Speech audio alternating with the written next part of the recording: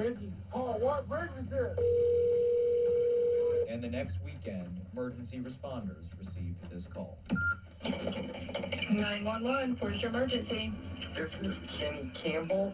We're on the search team rescue. We think we found her. I go into it again, I'm repeating myself, but I go into the details of the boat crash in my previous video. That's not what I want to do here. What I want to do here is I want to talk about the cover-up. I spoke with the lawyer representing Connor Cook, another teen who was on that boat when it crashed. He tells me that Alex Murdaugh was working behind the scenes to blame Cook for the crash. He also says Murdaugh encouraged the Cook family to hire an attorney who he knew personally. A man's name we've heard to lawyer, Corey Fleming, and it's interesting he keeps popping up. I mean, his name's brought up in this lawsuit, and then you have the Gloria Satterfield case. It's a bizarre thing that this just keeps happening. I want to talk about what Alec Murdaugh and his father, Randolph Murdaugh, what they did the night of the crash at the hospital. To set the scene, remember how after the boat crash, they were transferred to the hospital. So we're going to focus on Paul, the grandson who crashed the boat, and Morgan, who is Paul's girlfriend, who he was allegedly hitting and yelling at right before the boat crashed. Then you have Connor Cook. He's the one they're going to try to pin it on. Connor Cook. They're all in the hospital. As we know, Paul was desperately trying to get a phone, and he was desperately trying to call his grandfather and his dad to get them to come. So they do. They show up to the hospital. Just a few minutes later, his dad and his grandfather show up, and these are case notes from the officers who interviewed the hospital staff. The first person is Paul Murdaugh's nurse. She said that when he was asked how much he drank, first he said 5 to 6 beers, then later on he said 12. He was drinking and doing drugs all night. The next person interviewed was the charge nurse. She said that Paul's father, so that's Alec Murdaugh, he came and was going in everyone's room. He went in and out of Connor's room. He asked where Morgan, Paul's girlfriend, was. And so she ended up telling a security guard to keep an eye on Alec Murdaugh. And she said that she told him multiple times to stay in his own room and that she smelled alcohol on Alec Murdaugh's breath. So the dad and the son are drunk. So this is what the security supervisor had to say. He said he heard Paul's grandfather tell Paul to shut the F up. He said that the grandfather was pissed, quote, agitated. Then there was another security guard who overheard Alec Murdaugh on a phone call saying, quote, she's gone, don't worry about her. And also, love you, bye. So people are like, damn, is he talking about Mallory? Like, she's gone, don't worry about her? Probably. The ER tech was also interviewed. She said that Paul Murdaugh asked her if she would hold his penis, and he told her butt was nice. She said that she saw Alec Murdaugh go into Connor Cook's room several times, and he also told Connor's father that he was, quote, handling it. She said that Paul never showed any remorse for what happened, and she said that emergency room atmosphere was, quote, a weird, corny teen drama movie. So now this is Connor's nurse. Remember, Connor Cook is the one they're trying to pin and say that he was driving instead of Paul. So she said that she heard Alec Murdaugh tell Connor that they're going to figure everything out. She also heard Alec Murdaugh tell the officer that Paul Murdaugh would not be making any statements because he's intoxicated and he didn't want him to make a drunken statement. She said that Alec Murdaugh was acting this way, but as soon as the parents came in, he started acting different. She said Paul's father changed his behavior when the other parents showed up. The last interview was done with Morgan's nurse. Now remember, Morgan is Paul Murdaugh's girlfriend, now ex-girlfriend. He said, quote, he said Alex Murdaugh kept trying to get in her room. He noticed her anxiety when Alec Murdaugh tried to enter. She told him she was going to break up with Paul and that she was really upset with Paul because of his drinking and that, quote, he had already almost killed them in a vehicle accident before while he was intoxicated. Now we have this big incident that's happening, and they're in complete damage control mode. And as part of that, Alec Murdaugh decides he needs to hide the fact that he was involved in that wrongful death lawsuit with Gloria, right? So what does he do? Remember Judge Cullen? It's actually Judge Mullen, not Cullen. I'm gonna say Cullen again. It's Mullen, sorry. Remember how I told you guys to remember that Judge Cullen, that approved this settlement? Okay, she comes into play now because something weird happened. The way the order happened was really, really weird. This is according to Gloria Satterfield's son's attorneys. He says this order is concerning for a number of reasons. Alec's name is not listed as a defendant at the top as it should be. He did not ask the court for permission to remove his name. There is no docket number listed on the document. The document was not entered into the court record. These documents always have dates and court information on the side. But for whatever reason, Mullen signed that order on May 13th, 2019. Days after Paul Murdaugh's bond hearing for his 3 felony charges in the boat crash. Why would she do that? Word on the street is there's connections, and they have connections too, between the Murdaugh and Judge Mullen. Allegedly, my conspiracy don't sue me. It was all done in such a hush-hush, off the record, not following protocol kind of way. And it's like, why? So Gloria Satterfield's son's lawyers went to depose the judge, which is like unheard of, where a judge gets deposed and has to sit and answer questions from a lawyer. Very unheard of. So he did that. He was like, you know what happened. You were there. We need to know why this happened. It's very strange. And she didn't respond. And then mysteriously, the lawyer withdrew his request to depose her. She withdrew herself from anything regarding the Murdaughs for conflict of interest. The lawyer said he has ironclad evidence. He doesn't need to question her anymore. So it's still very fuzzy. Like, what was that judge's connection? Why did she do that? Like, again, how far and wide does this go? Despite Alec Murdaugh's best efforts, as well as the grandfather Randolph's best efforts to protect Paul from his own actions, Paul was still indicted. He was indicted April 18, 2019 on charges of boating under the influence causing death and 2 counts of boating under the influence causing great bodily injury.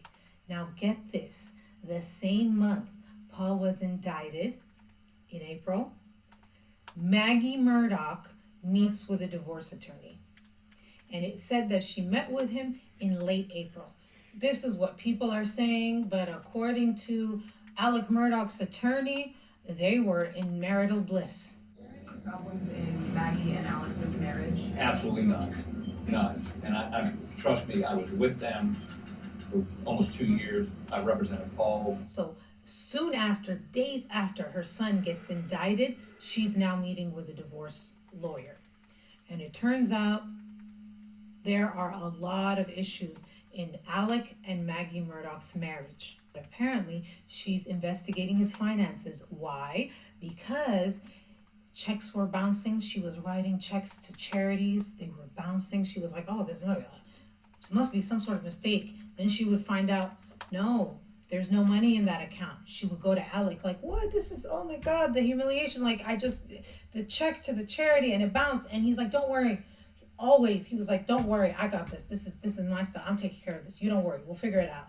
And it seemed like he would figure it out until, as time went on, he was not figuring it out. And that's when Maggie was unhappy. There was no money. Apparently, there was no love left in the relationship. They weren't affectionate. They weren't really like meeting up and having these moments together. It seemed cold and distant. According to sources, I don't know how reliable, but sources have said that Maggie knew about the pills, and she would find the pills, and she would say she was going to confront, the people who were supplying the pills or whose name was on the bottle if it wasn't Alec's name.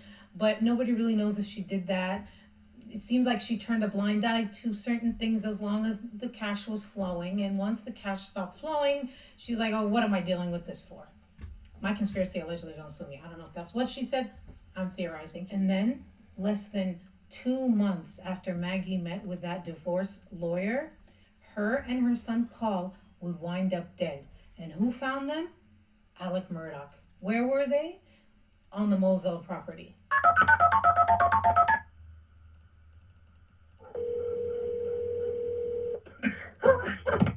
Hey, 911, what's your emergency? This is Alec Murdaugh at 4147 Moselle Road. I need the police to be there immediately.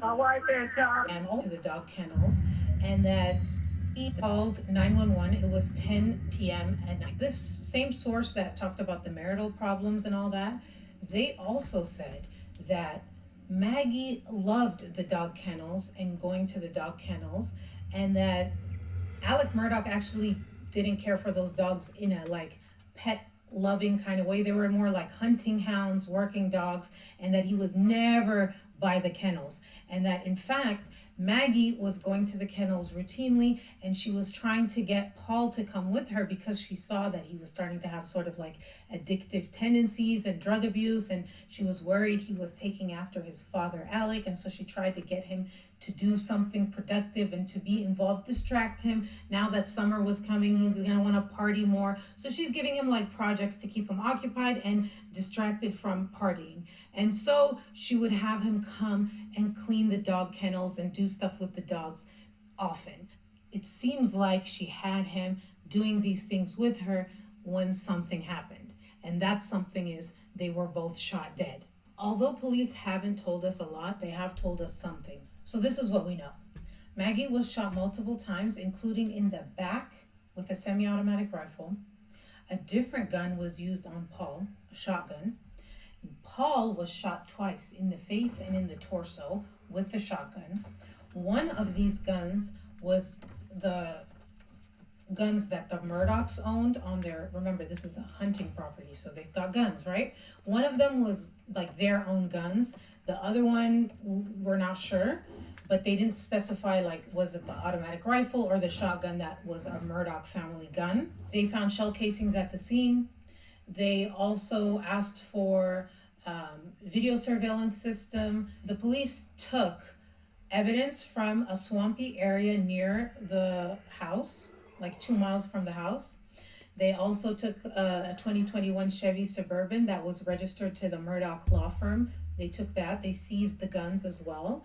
And they also found Maggie Murdaugh's cell phone on a rural road just outside of the hunting lodge. According to sources in the investigation, the way they found the phone is that a family member helped lead them to that phone that was like thrown near the house, but they wouldn't say which family member.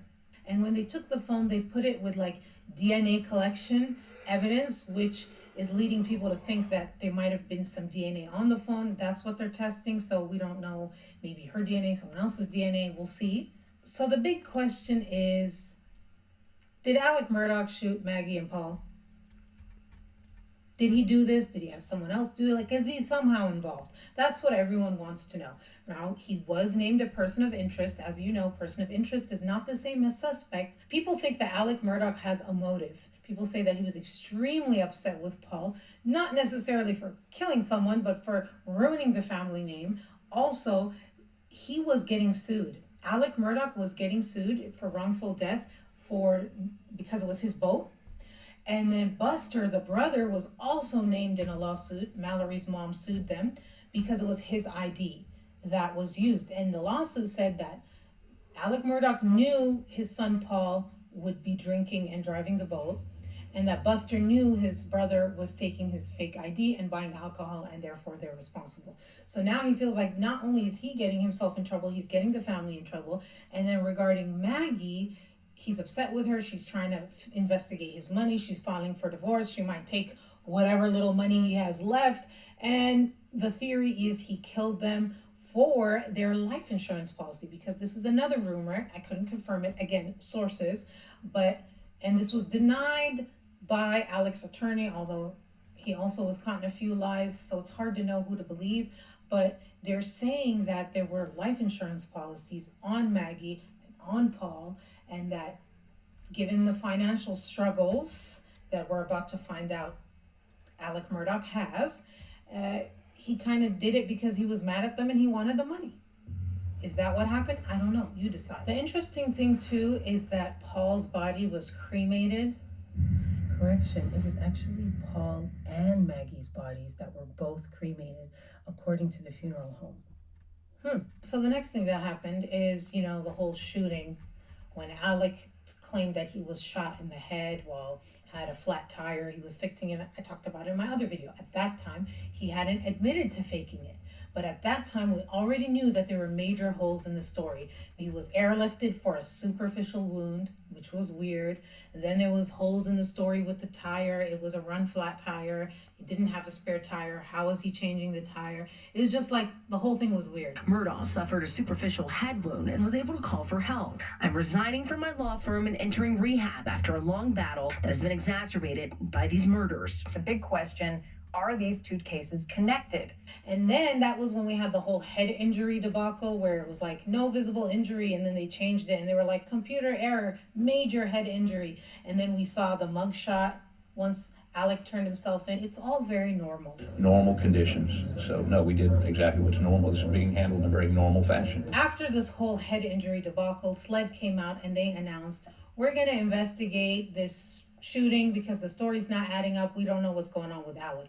As soon as they announced that, apparently Alec confesses. He's like, oh, just kidding. It's actually an insurance scam. I was going to kill myself because I needed to give my only surviving son $10 million insurance policy, or else, he's not going to be able to survive without that $10 million. So I was going to kill myself for my son. But before he staged his own shooting, he signed away his rights to manage Paul's estate to his brother, not Buster, Paul's brother, but to Alec's brother, Randolph Murdaugh IV.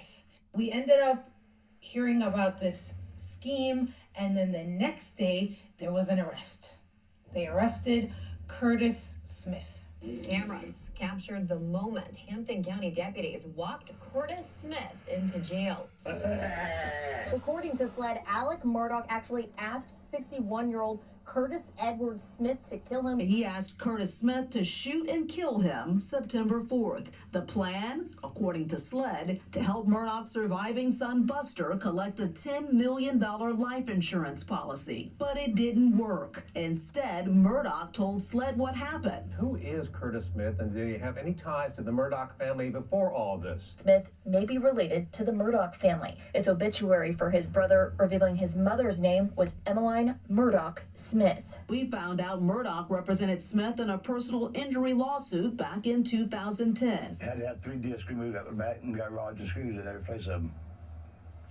It's not fun. Smith is facing a variety of charges, including conspiracy to commit insurance fraud and assisted suicide. Smith is expected to be assigned a public defender in the next few days.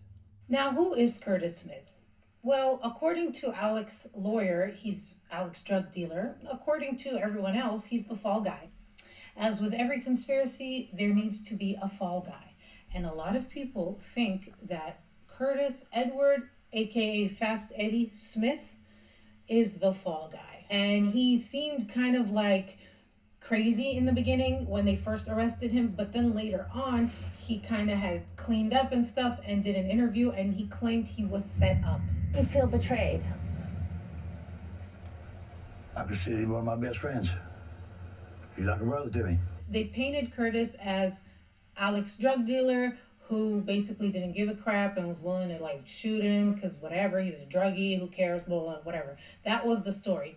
But Curtis denied this. He did an interview with the New York Post. I've never heard anybody that I can remember, so it's just that simple.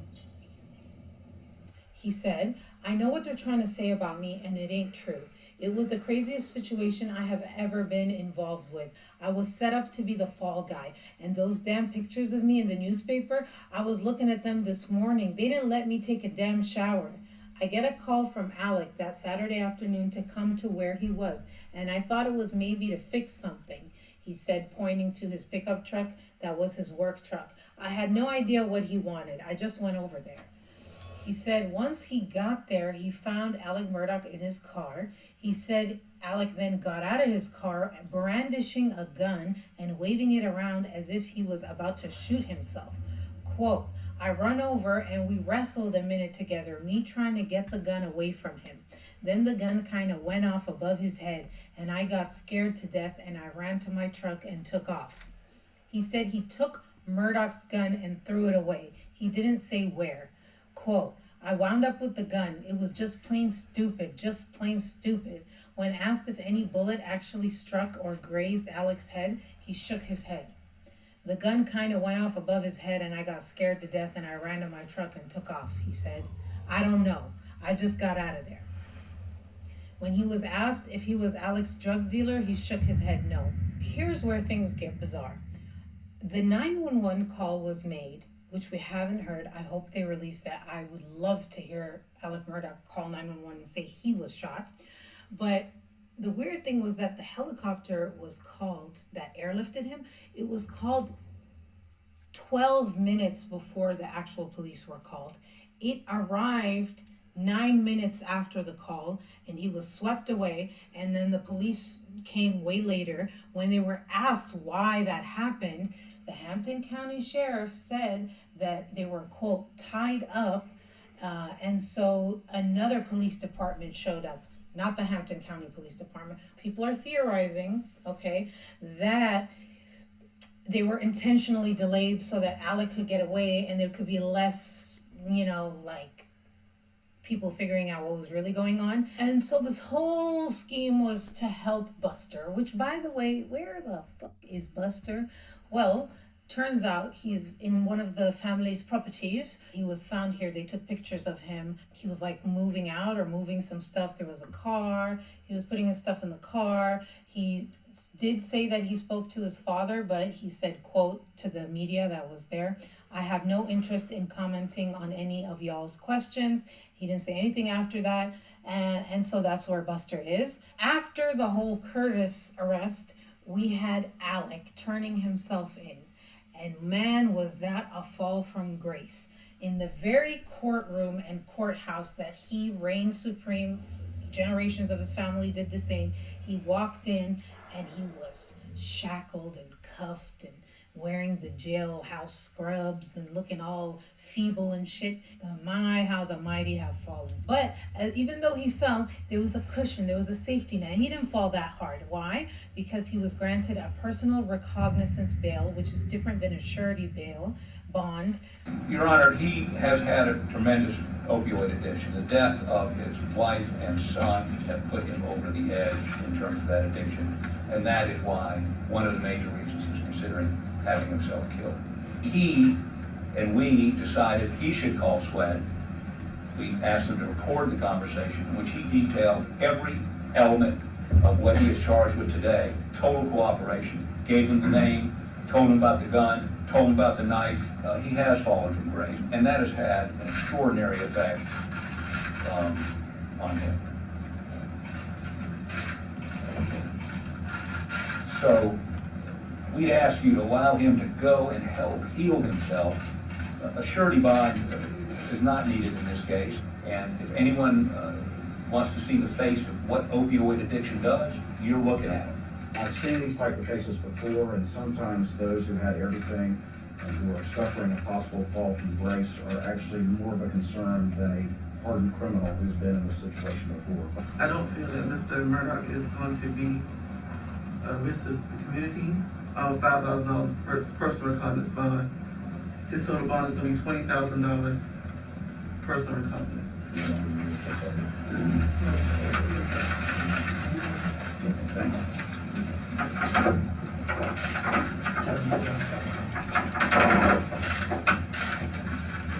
The prosecutors, they wanted him to have a monitor, they wanted a higher bond, they wanted the surety bond. The judge denied all of that, and this is the judge in the county that, he's been in, and they call it his home court advantage, literally court, Anyway, sports reference, that's where the case stands as it is.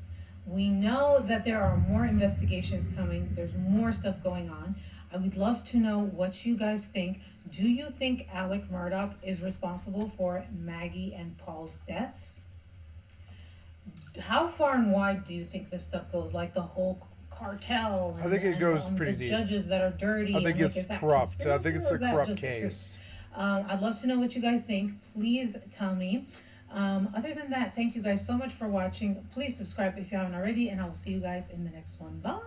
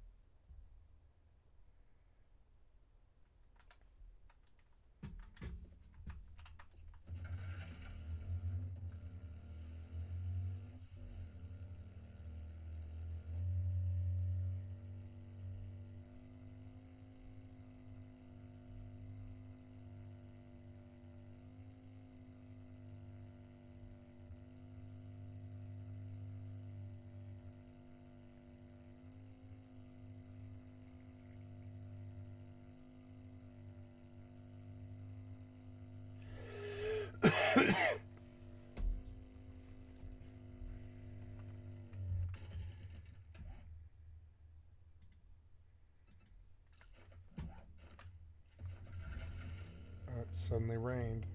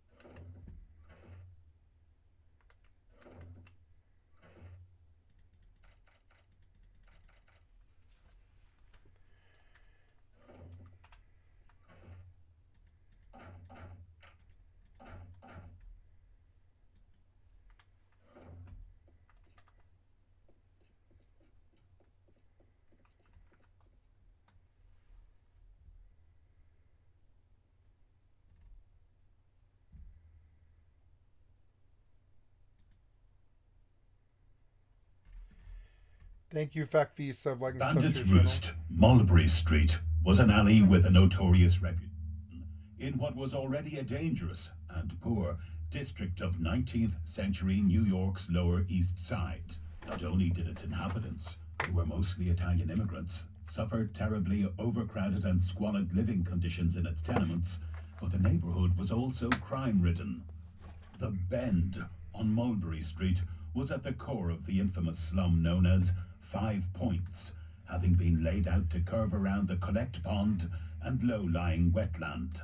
This narrow bend was home to Irish immigrants before Italians arrived, and was characterized by a ravine of tall tenement houses, so crammed with people that its inhabitants swarmed the streets, the sidewalk and gutter being full of vendors' carts. The Bend no longer exists. It was so terrible that city authorities demolished its tenements and replaced it with Mulberry Bend Park, now Columbus Park, a peaceful oasis in a bustling city in which someone sitting today would struggle to imagine the dystopian scenes there in days gone by. But here, in the 1800s, among the crowds could be found multiple back alleys with shanties, including the aforementioned and infamous Bandits Roost, but also Bottle Alley and Rag Pickers Row. Within these dark and dirty alleys was every walk of life: laborers, artisans, street vendors, rag pickers, as well as pickpockets, thugs, and tramps. Jacob Riis, 1849 to 1914, was a Danish-American social reformer and photographer who, working as a police reporter, made a significant contribution to the reform of the city's appalling sanitary conditions by documenting and exposing the squalid accommodation in its tenements and the laissez-faire attitude of slum landlords. As an investigative journalist, Riis uncovered previously dark and hidden corners of the city, exposing the horrific living conditions of the poor to middle-class New Yorkers. He was a pioneer of flashlight photography, visiting the slums by night to capture photos of inhabitants going about their lives, providing us with an incredibly important documentary source of New York as it really was in the late 1800s. Perhaps the most famous of all his photographs is Bandits Roost, featuring what appear to be gang members in bowler hats, standing in an intimidating way, as if they are guarding the entrance to the alley. One menacingly carries a shillelagh, possibly for use as a club. Today, you will hear Riis describe the Bend, which he views as a vast human pigsty, discover how people lived in ramshackle shanties within maze-like alleys, how the noisy streets were full of vendors selling food of, if not disgusting, at least dubious quality, and how in dark alleys could be found people living in poverty, overcrowded and overrun with filth. Riis believed that squalid houses made for squalid people, and you will find that the Bend had more than enough of both. Before we move on, if you're interested in history like this, and you want to find out more about what life was really like for people in the past, please consider subscribing for more content. If you'd like to support what we make for you, check out the description for links to ways you can help us to continue bringing the past alive. Where Mulberry Street crooks like an elbow within hail of the old depravity of the 5 Points is the Bend, foul core of New York slums. Long years ago, the cows coming home from the pasture trod a path over this hill. Echoes of tinkling bells linger there still, but they do not call up memories of green meadows and summer fields. They proclaim the homecoming of the rag picker's cart. In the memory of man, the old cowpath has never been other than a vast human pigsty. There is but one Bend in the world, and it is enough. The city authorities, moved by the angry protests of 10 years of sanitary reform effort, have decided that it is too much and must come down. Another Paradise Park will take its place and let in sunlight and air to work such transformation as at the 5 Points, around the corner of the next block. never was change more urgently needed. Around the Bend cluster the bulk of the tenements that are stamped as altogether bad, even by the optimists of the health department. Incessant raids cannot keep down the crowds that make them their home. In the scores of back alleys, of stable lanes and hidden byways, of which the rent collector alone can keep track, they share such shelter as the ramshackle structures afford, with every kind of abomination rifled from the dumps and ash barrels of the city.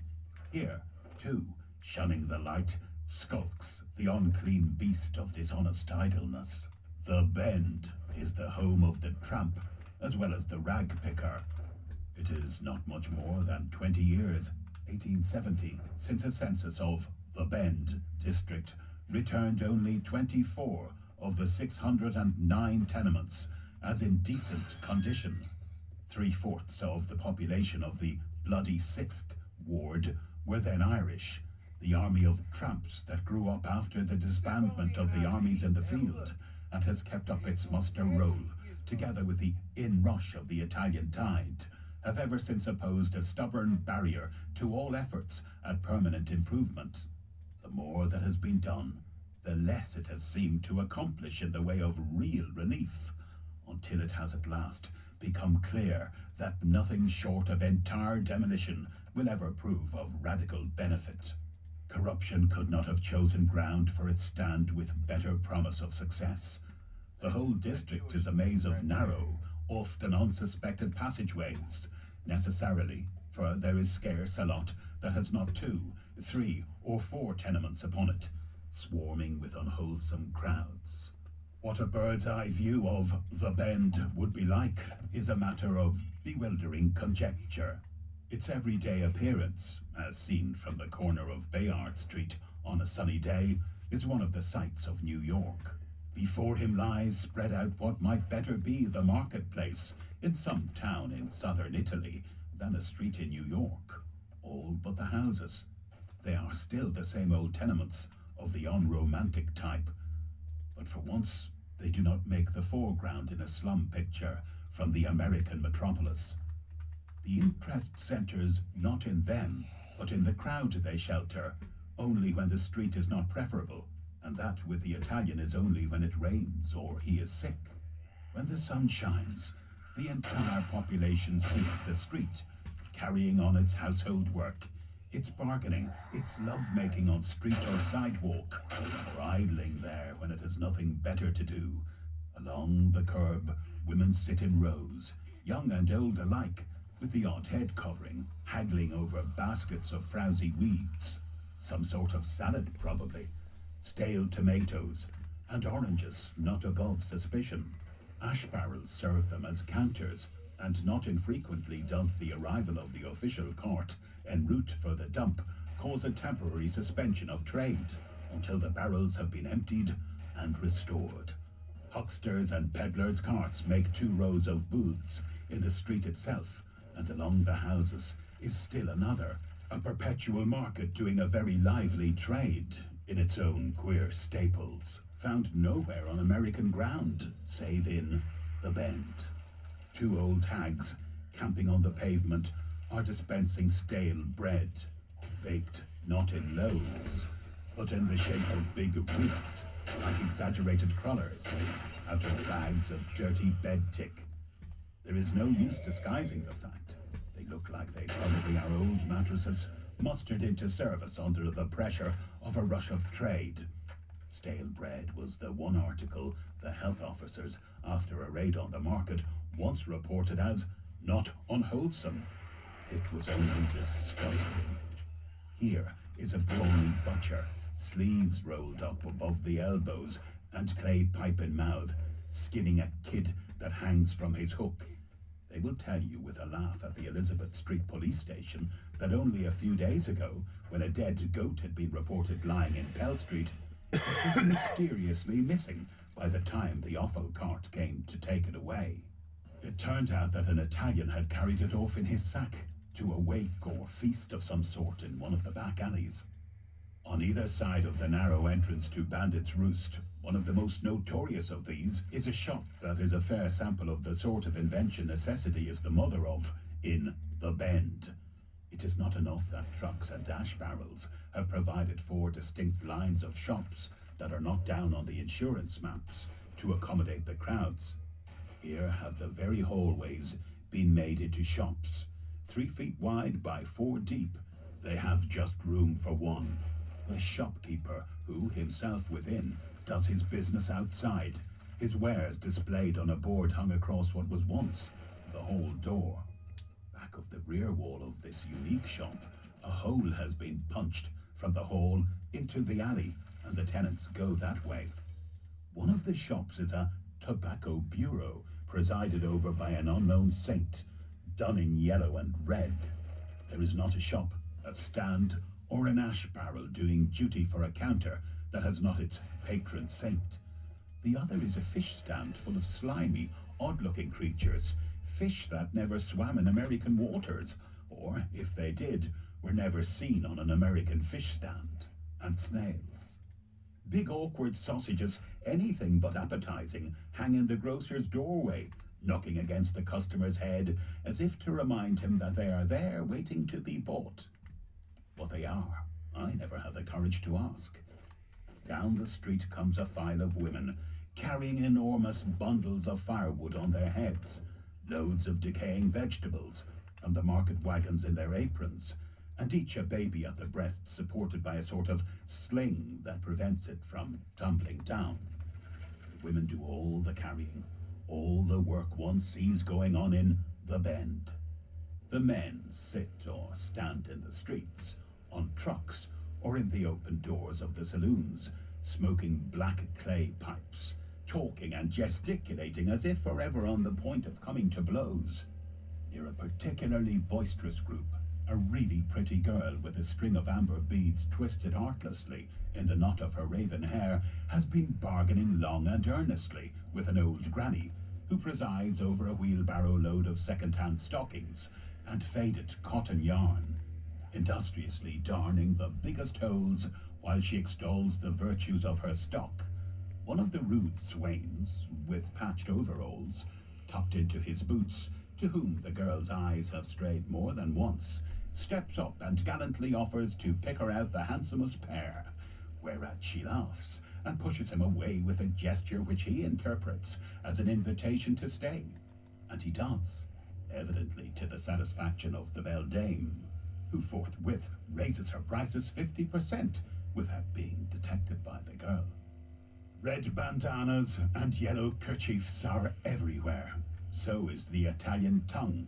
So are the ristorantes of innumerable Pasquales. Half of the people in The Bend are christened Pasquale, or get the name in some other way.